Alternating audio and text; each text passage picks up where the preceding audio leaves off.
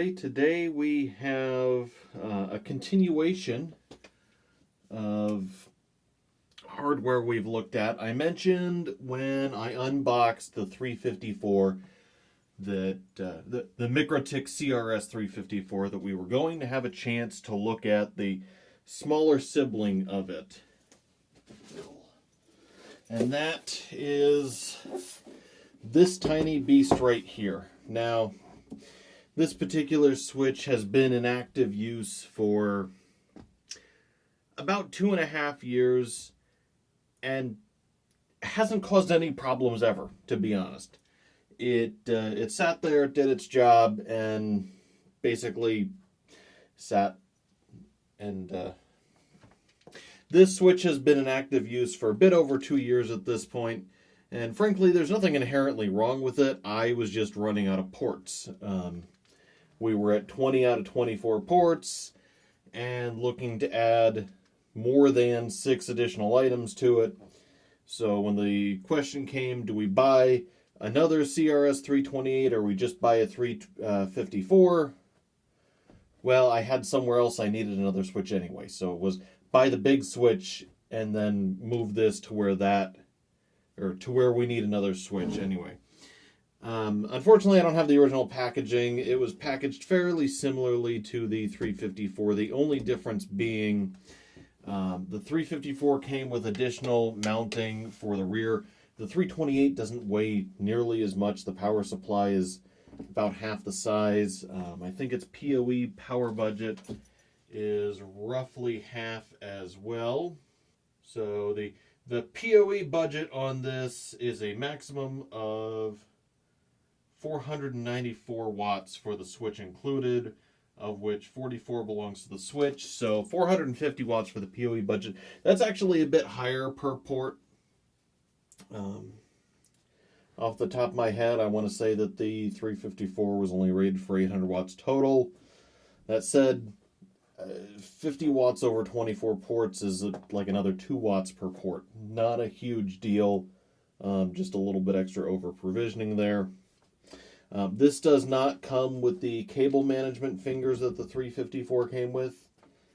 And like I said, it doesn't come with the additional supports. What it did come with that the 354 doesn't is there are divots on the bottom of this case for little rubber feet.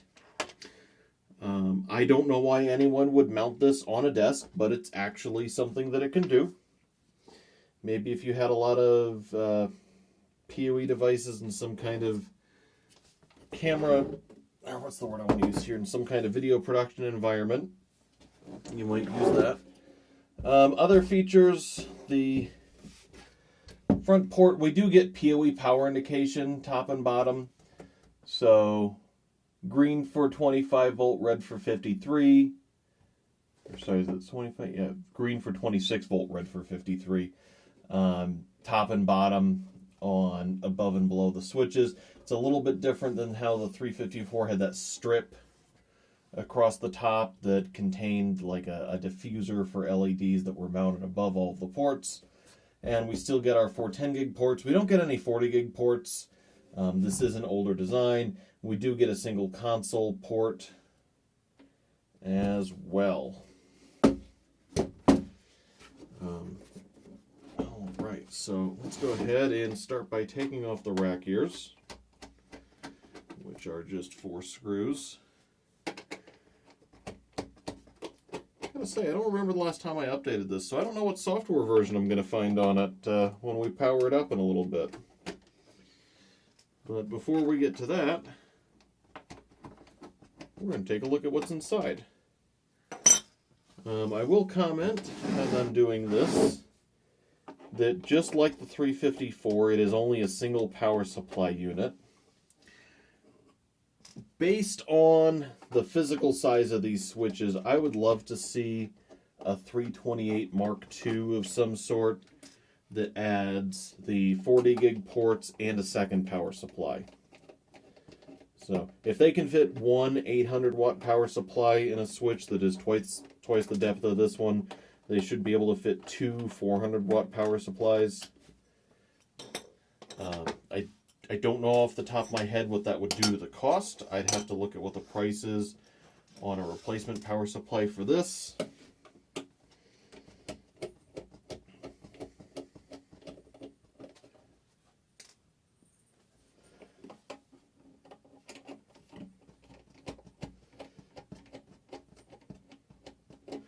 I will comment that this is actually the first piece of Mikrotik hardware that I ever purchased.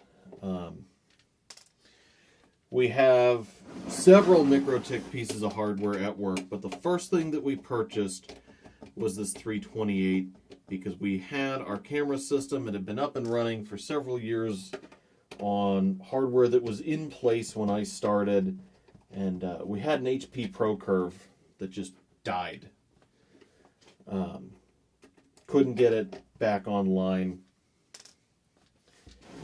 and I had already been reading about these and wanted to get my hands on one, see some of what was inside a RouterOS for myself, because it's one thing to watch some of these videos or to read an article about these things from myself or Patrick over at Serve the Home, which is whose articles I had been reading about these previously, and to see what's inside them. It's another to get your hands on the actual hardware and tinker with it. So on that note, now I'll probably go add this to my CRS324 video. I would encourage anyone who's curious about these to buy one of the smaller Mikrotik devices, something like the Map Lite, which is not a particularly powerful device, but does give you a full RouterOS license to poke at and play with things. All right, so for one, we've got a lot less fans, which I'm not totally surprised about. I have one of these in my desk, and I don't actually ever hear it. So 2-year-old date code. So we've got a couple of things. Number one, I've got headers for 2 additional fans on this side. In my experience, this is a relatively quiet switch, even with 20 cameras attached. That said, I can't really hear how loud it is in my server room. Here at home with 6 PoE devices, I don't typically hear it over the hum of other equipment in my rack anyway. I've got a 4-unit server, my desktop, and a UPS, all of which have much louder fans than this thing. So let's see here. We've got 3 little power supply boards on it. And then, how did they do this? So I've got a DC and, okay. So they could have done this a couple of ways, and the boards are actually wired up for more than one method of doing this, and I think I'm going to have an easy time taking this one out, just based on where these tabs are. And although I think the middle one's probably easiest as far as those are concerned, removing it with the other power supplies in place is probably more difficult. So let's see, I've got 2 screws, and then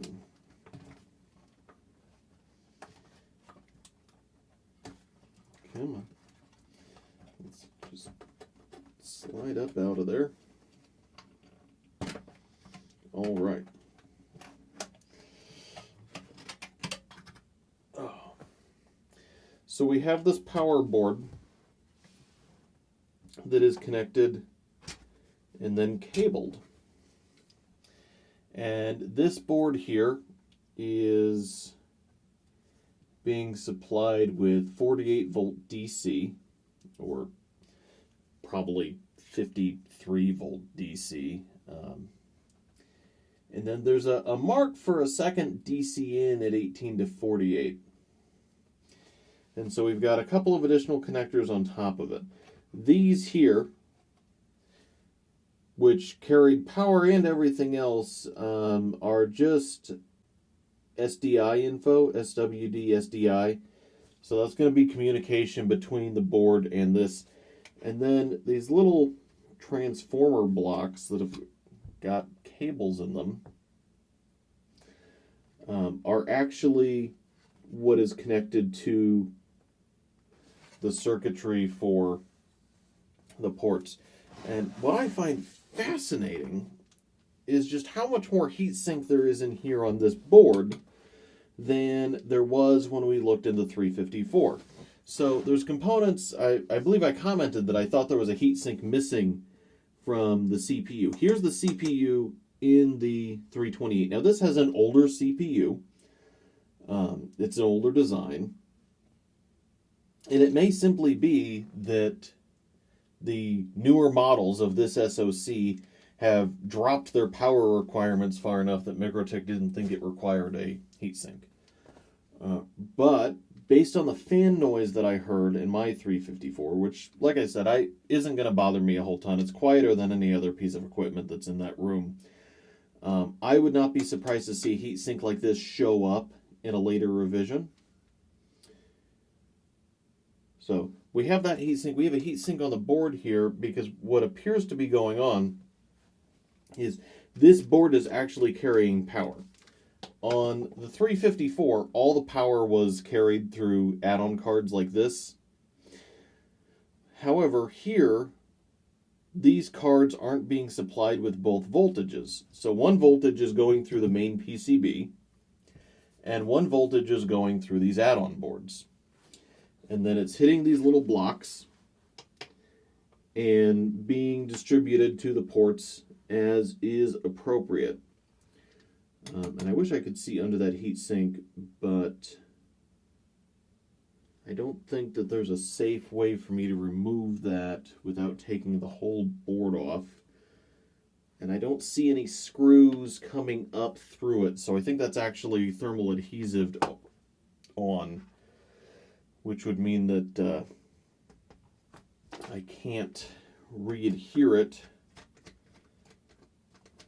without new thermal epoxy of some sort, and I'd risk breaking things. So I'm not going to take that off, but what I will do is go ahead and pop off all three PSE24 boards and just move them out of the way so we can see just how large that heatsink is. And that may be part of why this switch has a reputation for being so much quieter than, honestly, any other PoE switch I've worked with. Alright, so, come on. Well, I'm glad I didn't try and start with this one, because I needed space that was... Well, I'm going to unplug them from there. So, okay, so there are...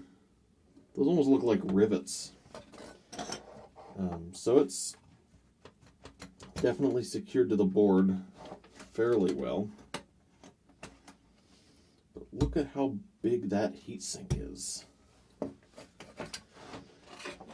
And there's a fan right here. So this is pulling air straight through here and through here, and then exhausting it on this side. Once again, we've got side-to-side airflow, not front to back.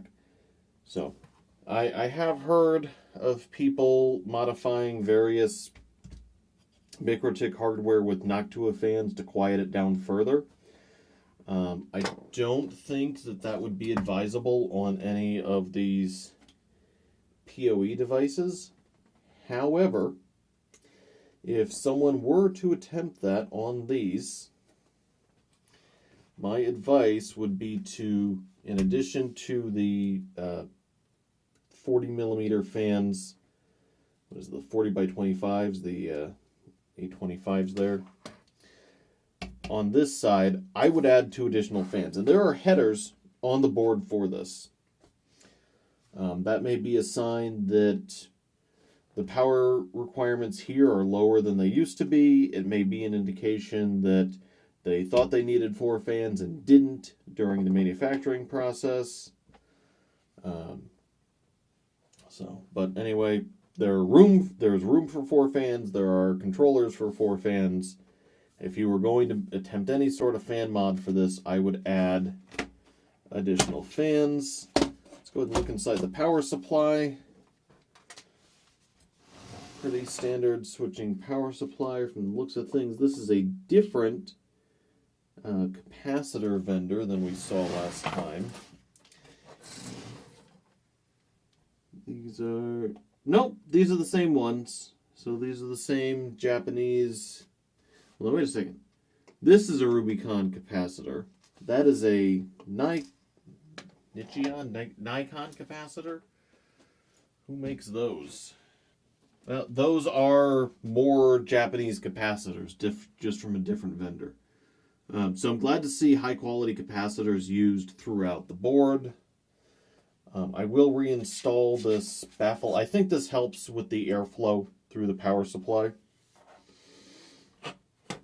And we can see here that it's clearly marked for 24 volts on these yellow, 48 volts for the red cables and 24 on this section where the blue cables are. So yeah, we've definitely got power flowing through the board itself this time, which is different than what we saw on the 354. Okay, so now the fun part where I try and put this back together. I'm actually going to put this one in the middle back first. If I can identify which one that is. Because this one was the hardest to get out. I have to remember to plug these in first. I'm hoping that with neither of those boards installed, I'll have an easier time slipping it in like that. And then we'll do this one.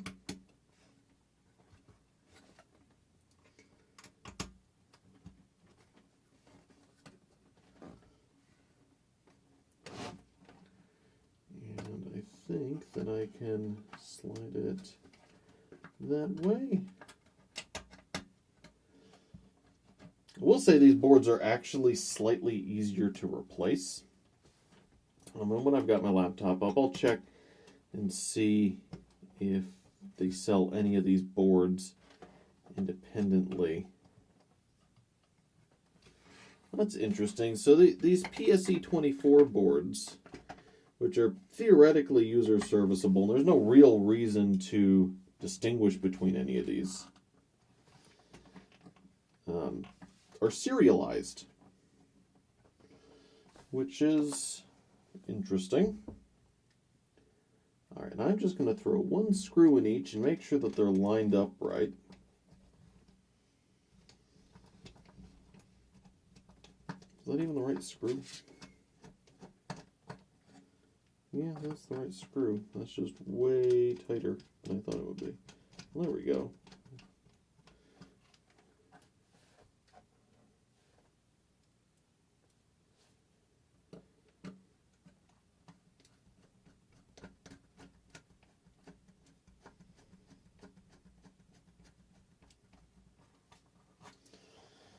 Because I don't want to put this together and then find out none of my lights or anything line up, which shouldn't be possible with these. But if I somehow,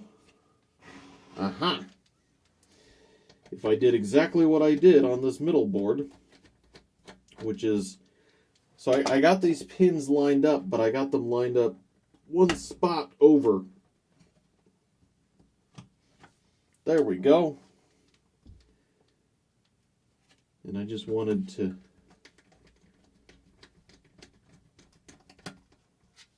not have things misaligned when this has to go back into production next week.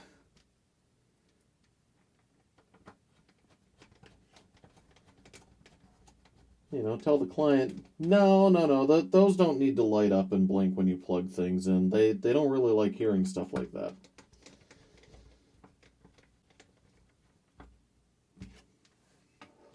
Once again, we see this habit of Mikrotik quality control marking things, but not really like using it to line up with the board. So there's no indication that this was opened, because none of that lines up with anything. They just, well, other than some of this adhesive is torn now. Not that these have a warranty. The Mikrotik hardware doesn't pack a lifetime warranty, unfortunately. That's probably the one thing I could say that I don't like about them. So this piece of hardware is already out of any kind of warranty support. That said, depending on how many of them you purchase and what your environment looks like, it's entirely feasible to, relative to other vendors, just self-RMA the hardware. And what I mean by that is these switches cost, I'm going to say about $350. It varies based on what kind of difficulties they're having getting things into the United States. I actually said in my unboxing of the 354 that it was $50 over MSRP. And when I went and looked it up today, it was down at like $800 plus $60 or so for shipping, which puts it under MSRP, even after you pay for the shipping.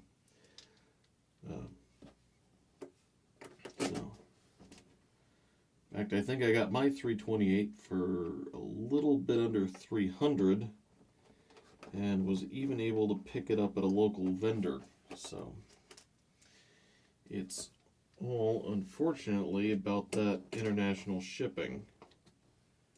My 354 was flown in as International Air Express, and I can see where it went through the airport directly from Mikrotik. Whereas someone like Baltic Networks or Multi-Link Solutions or any of the other several vendors who stock this is alongside various other pieces of networking hardware, they're going to purchase these in bulk, so it's not shipping just one unit, and they're going to get, a vendor price for these things, and then, they don't pay MSRP, so they're going to try and outcompete each other and see who can sell you things. All right, and I'm not going to put the rod gears back on right now. I'll do that later. So I need a power cable.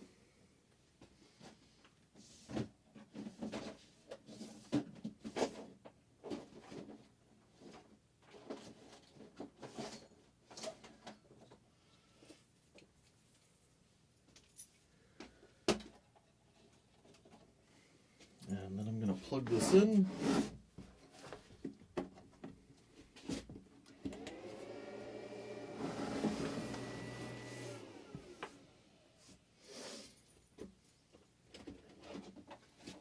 That is the loudest I've ever heard a 328 be, is that boot up sequence.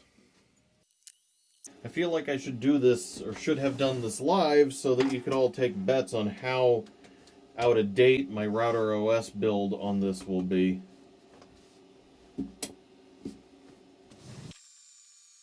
Alright, and there we are. We're on version 643.5, so I must have updated it at some point.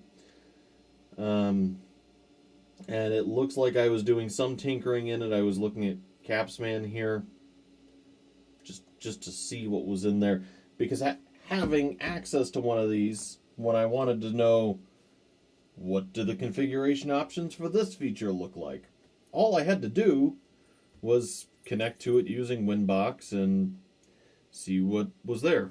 So before I deploy this, I'm going to go to my downloads, and if memory serves, this runs the same MIPS architecture that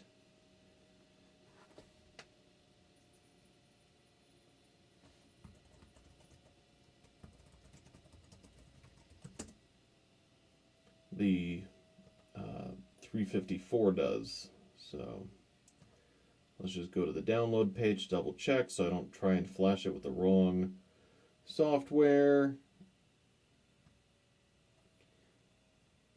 And 328. No, the 328 is an ARM device, and maybe that is why the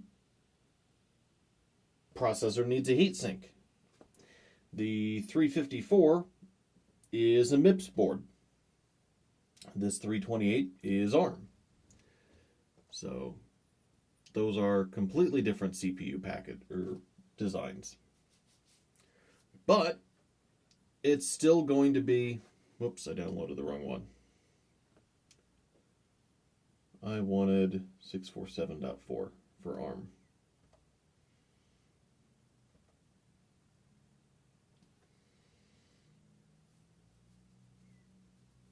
It's still going to be RouterOS 647.4 and is going to have all the same features. I'm going to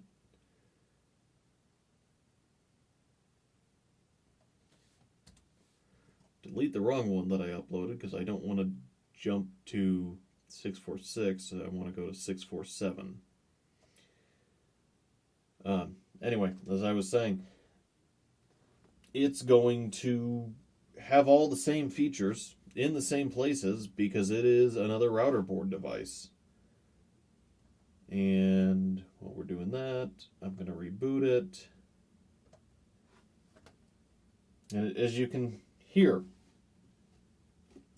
I don't even think the fans are running at this point, which is a huge difference on the 354 and the 328.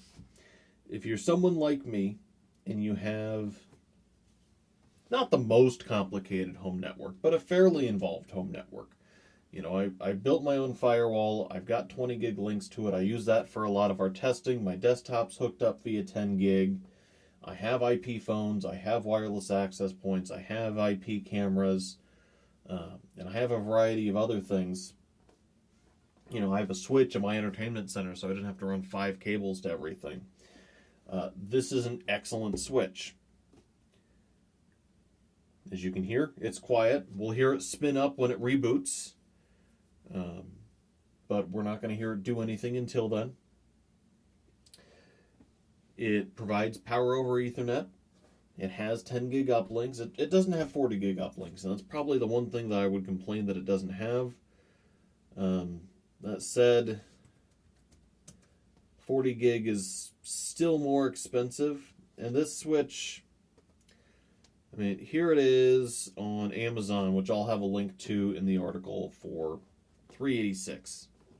So I said it was $350 when I was guessing because the MSRP is $379, and I'm fairly certain I paid $350 for mine. You can also find it somewhere like Multi-Link, which is where I bought mine because they're located fairly close to my office, and I was able to pick it up in person that day, which is nice. And do they still stock it? Yeah. So there it is. If I needed to pick up a CRS328 from Multi-Link, I would call them, pay them, and it would cost me $309. And that is part of what I was saying is the difference between MSRP and the pricing when you go through vendors. In fact, had I ordered the 354 from them, they don't carry the 354 yet. Or the 354P, I should say. They have the 354G, which is an excellent switch if you don't need PoE. I also have a couple of these RB260GS switches. We actually unboxed one, and I like that it has PoE in as its power.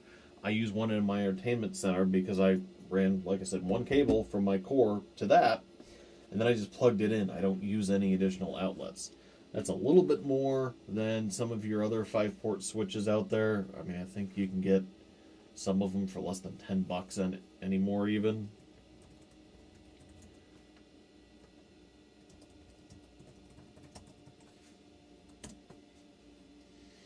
Okay, well, less than $20. I mean, yeah, you could buy a Netgear GS305 for $15.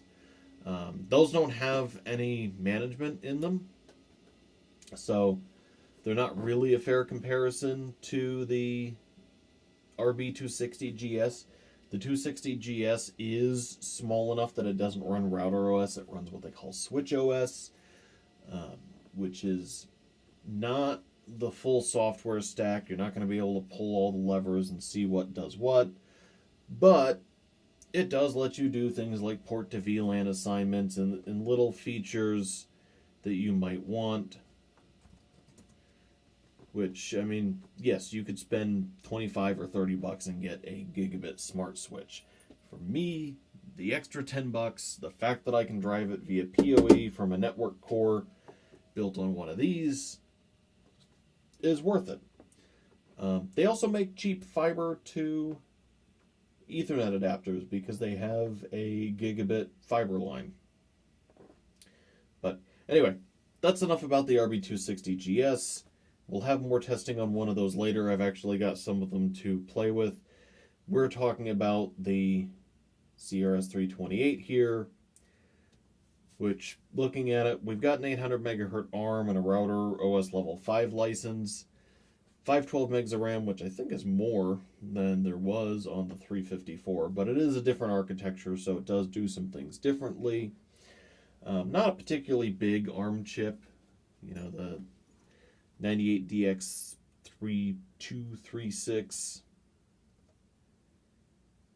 is the same kind of chip that you'll find in some 8-port switches, apparently. So don't expect to take full advantage of all of the RouterOS features. That's one of those things where they're here, I can tinker with them, and I could set up, I don't know, 1,000 PPOE clients and do it, but it's not going to work well. So my laptop's actually making more noise than the Switch. And here we are. It was that simple. We're on 647.4.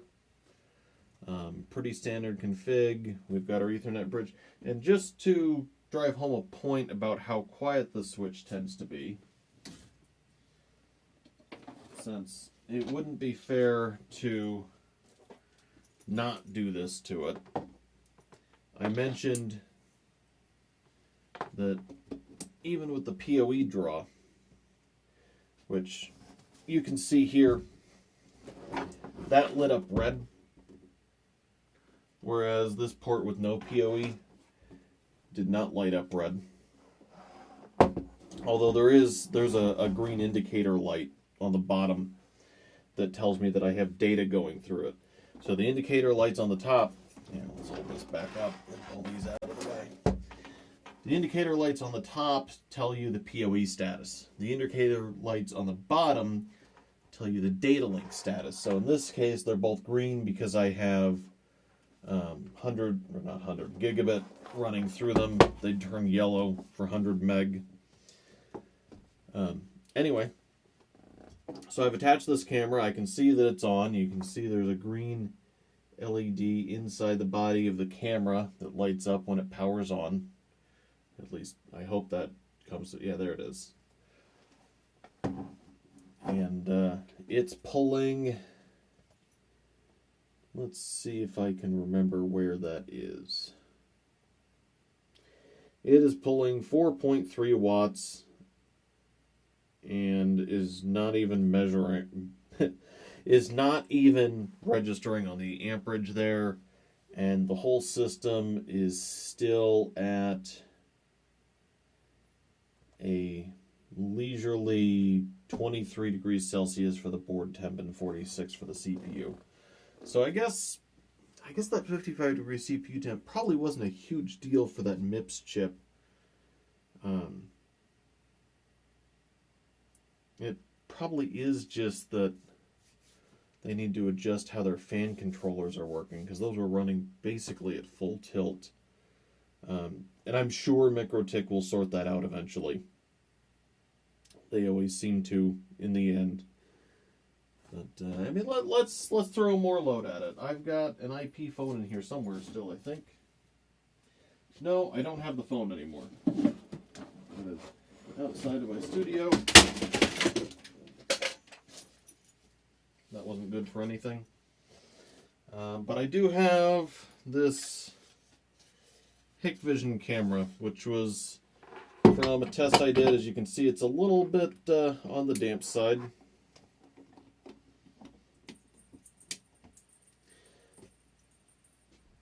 And hey, now we're pulling 8.7 watts. Has this one got an indicator light of some sort on it?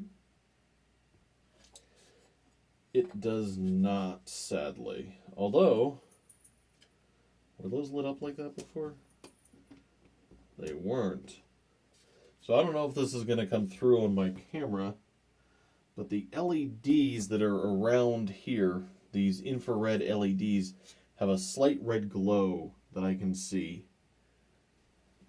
In fact, I bet if I kill my lights, they'll glow bright red. So these are pulling a total of, now it's 9.3 watts, because both cameras have had to turn on their IR LED arrays, although the ones in the Amcrest aren't quite as visible. So that's the 328 in a nutshell. I use the 10 gig performance on it is great. I get 9 point something through it regularly, and I trust it enough. That's what I use for my 10 gig testing. The PoE power is fantastic on it. I've never heard the one in my office spin up. You know what, let me go stick my ear next to the fans and see if it's even running. Right now, I have a total PoE load. Well, here, let's go ahead and connect.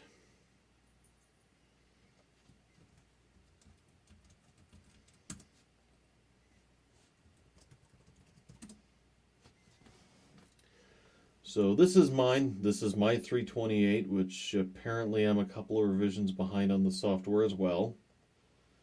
So let's check the health on it.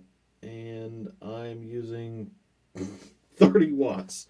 Okay, so the fans are running at 450 and 585 RPM in there. The fans in this one, are they even spinning? It doesn't say.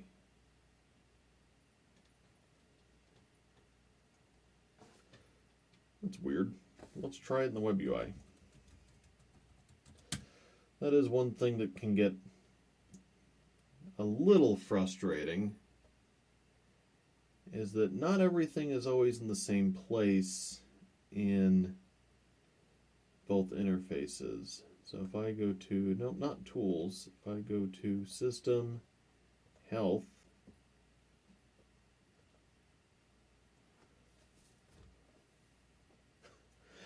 so I bet I know what's going on. So the fans on mine in my desk are in fact spinning at an amazing 500 RPM.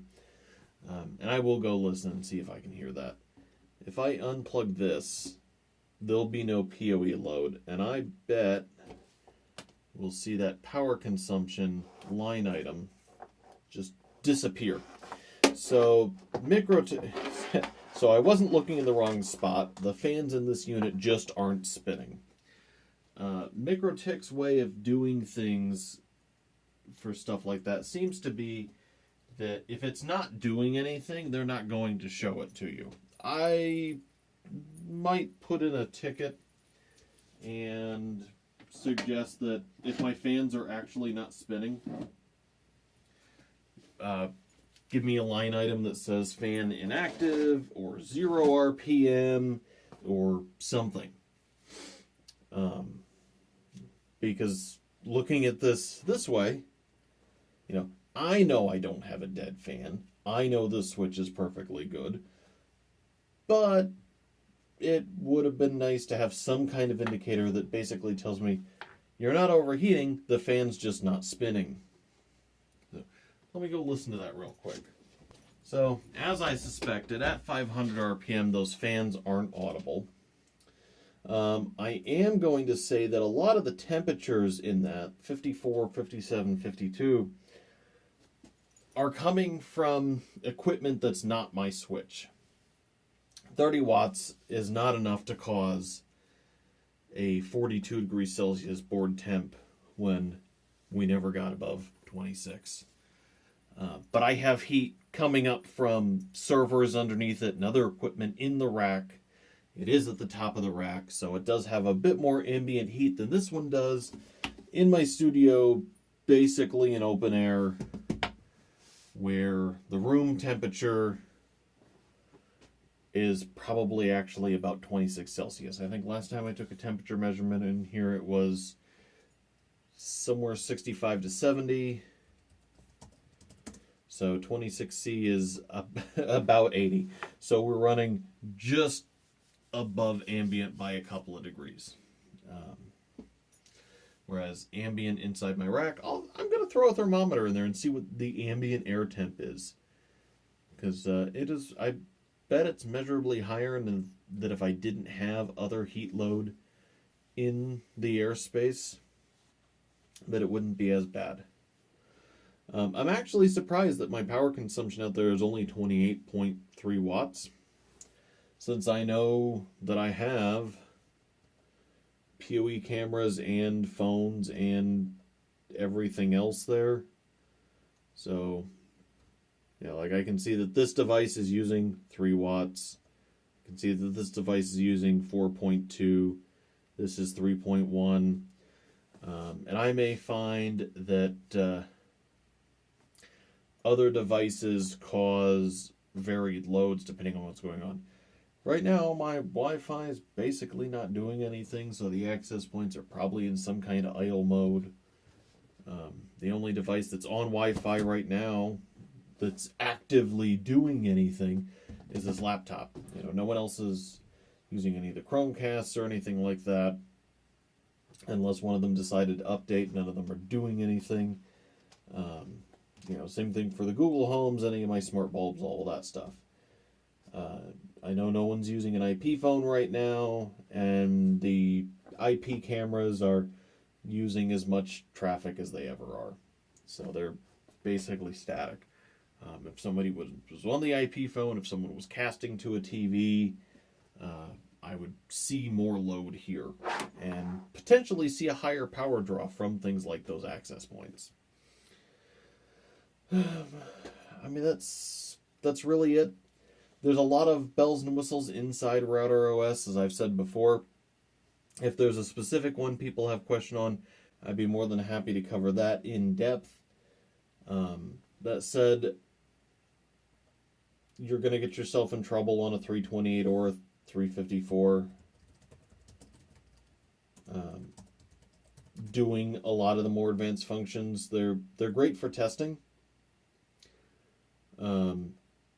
And it comes with a level 5 license, so you can do all sorts of things and get yourself in trouble. But really, VLANs and being a Capsman controller are the big items for me that the 354 is capable of. Like, you know, KVM guests. I couldn't even imagine what KVM guests I would want to run on a 600 megahertz, or is this an 800 megahertz? On an 800 megahertz 32-bit ARM chip and 512 megs of RAM inside 16 megs of flash. That said, there is a piece of hardware that I will recommend for people who are curious about RouterOS and want to play with it, but not necessarily invest as much money as these multi-$100 switches. In fact, there's 2 of them I will recommend. The cheap one that I will recommend is going to be this Map Lite. It is a 2.4 gigahertz wireless N capable access point with a single 600 core 650 megahertz CPU and 64 megs of RAM. You can power it via USB, you can power it via PoE. It has a little Qualcomm chip in it. And it's a fun little device, and you can get them for less than $30. Once again, RouterOS level 4, you're going to, with 64 megs of RAM and a 650 megahertz CPU, well before you hit 200 L2TP tunnels, run out of CPU time. But for 25 bucks, it's a fun little travel access point that can be USB powered, and it's great for tinkering. You know, that's how does it work now? Okay, let's go buy $1,000 CCR 1036, which is what I did. I used a cheaper piece of hardware. In my case, I had access to a router board 3011 and some 328s to validate, okay, how do I push things to them if I want to manage them in some kind of cluster? How do I set up my VPN? How do I set up this? How do I set up that? I was able to test it all on that first. And that's, like I said, it's not a particularly expensive device. The map light is, oh no, it's gone up. It's $31 on Amazon. And they're fun little devices. The other one that I will recommend, if you're curious about RouterOS, you want to play with it, is going to be a bit more expensive, but is actually going to be more useful, is going to be this HAP AC. These are fantastic little boxes as a home router, home firewall. We get a single core 720 megahertz Qualcomm chip, still 128 megs of RAM, and RouterOS, but we also get, same RouterOS level 4 license. We get 5 ports, we get PoE in and out, and a USB port for some additional storage or 3G, 4G. So this HAP AC tends to be about $100, $114. These are great if you do want to do a small wireless network at home. You can have one be the Capsman controller and then adopt a second access point. I don't like the HAP AC2 as much. It'll still work, but it doesn't have some of the PoE functionality that I like in the original HAP AC. And they do have a new HAP AC3, but I have not had a chance to, well, that's the LTE model. I have not had a chance to tinker with that. This HAP AC Lite, it only has 10100 meg ports. Still gives you more things to play with than the map Lite does, but they're all 10100. So from the standpoint of tinkering with it, I don't like it quite as much. That said, still not a bad option. In fact, I'll put a link to that one as well. So there'll be, small, medium, big. If you want to tinker with things and try some stuff in RouterOS, and if you have any questions, let me know, and we'll do videos on it or answer them in the comments as is appropriate. People have been asking all sorts of questions about various things we've posted, and we answer every one that's not, a sex bot or something. So I'm more than happy to work with things like this. All of that said, I'm going to kill OBS now because I'm tired of listening to the fan in my laptop. This is a CRS328. If I didn't tell you it was on, if I didn't have things plugged into it, you wouldn't know. It's not making any noise in my studio at this point. These are fantastic little home devices. They're great for work. I use them at work. I use them at home. I want to go ahead and thank our patrons who help encourage content like that and make some things like this possible. I also want to thank Electrix for providing us with our opening and closing themes. And finally, I want to thank anyone who uses any of our affiliate links. There's general links to Amazon in addition to items shown in this video. With all that said, if anyone has any questions or comments, leave us a note in the comment section below, and we will do our best to answer it, either as a reply or in a video as is appropriate for the question. Thank you for watching.